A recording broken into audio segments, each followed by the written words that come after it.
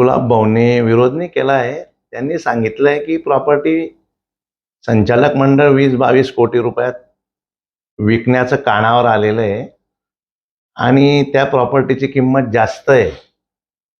त्या प्रॉपर्टीची किंमत 60 कोटी रुपये असताना संचालक मंडळ एवढी स्वस्तात का विकतायत, असं गुलाब भाऊंनी म्हटलंय.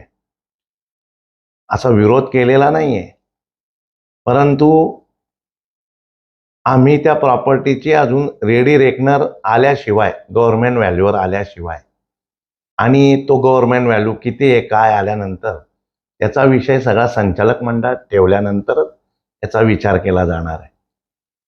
तो त्यांनी असंही म्हटलंय की फक्त दगडी बँकच नव्हे तर खादीची जागा असेल तर उद्योगची आणि दगडी बँकची ती 60 कोटीची जागा आहे आणि 20 कोटीमध्ये विकली घाट घातला जातो. आम्ही 20 कोटीत जागा विकावी असं कुठेही बोललो नाही, कोणताही संचालक बोलला नाही. नाथाभाऊंनी देखील परवाच्या पत्रात असं सांगितलंय की त्या जागेची किंमत जवळपास 1 लाख रुपये स्क्वेअर फूट आहे आणि ती जागा 65 कोटी रुपयाला विकली जाऊ शकते. गुलाब भाऊंनी देखील सांगितलं की ती जागा 60 कोटी रुपयाला विकली जाऊ शकते. गुलाब भाऊ पालकमंत्री आहेत, ते जिल्ह्याचा आढावा घेऊ शकतात. जिल्हा बँकेत कशा पद्धतीने कामकाज चाललंय एक पालकमंत्री या नात्याने ते देखील आढावा घेऊ शकतात. नाथाभाऊ ज्येष्ठ नेते आहेत, तेही आढावा घेऊ शकतात. वर्तमानपत्रात जाण्यापेक्षा बोलण्यापेक्षा आम्हाला सर्वांना बोलवून किंवा बँकेत येऊन याविषयी चर्चा केली तर फार बरं होईल. आणि निश्चितच गुलाब भाऊ आणि नाथाभाऊ या दोघांच्या किमतीमधलं अंतर 5 कोटी रुपये. आम्ही दोघांची किंमत लक्षात घेता मी दोघांचे पाय पडून दोघांना विनंती करतो की तुम्ही चांगलं गिऱ्हाईक आणा आणि 60 कोटी 61 कोटी 62 कोटी 65 कोटी आपण ऑनलाईन टेंडर करणार आहे. आपण अशी कोपऱ्यात बसून तिचा लिलाव करणार नाही आहे. त्याच्यामुळे दोघांनी बँकेचं हित लक्षात घेता जास्तीत जास्त तगडं गिऱ्हाईक आणावं. आपण त्यांना ती जागा विकण्यास तयार आहोत. फक्त एकच विषय आहे, ती विकण्याचं कारण काय.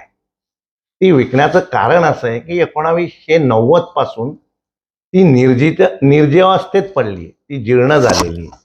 त्याच ठिकाणी माझ्या बापाची जर प्रॉपर्टी राहिली असती तर मी ती अशी पडू दिली असती का.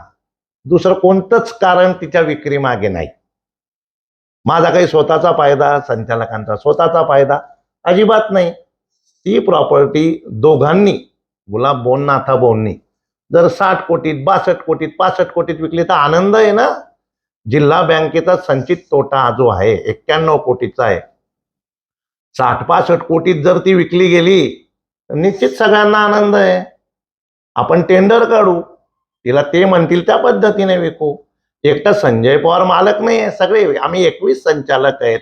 नुसते संचालकच नाही, लोकप्रतिनिधींनी सांगावं आम्हाला ही जागेची किंमत एवढी विक्रीला करावी.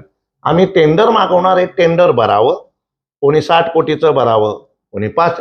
ज्याचं टेंडर हायेस्ट राहील त्याला ती जागा विकू.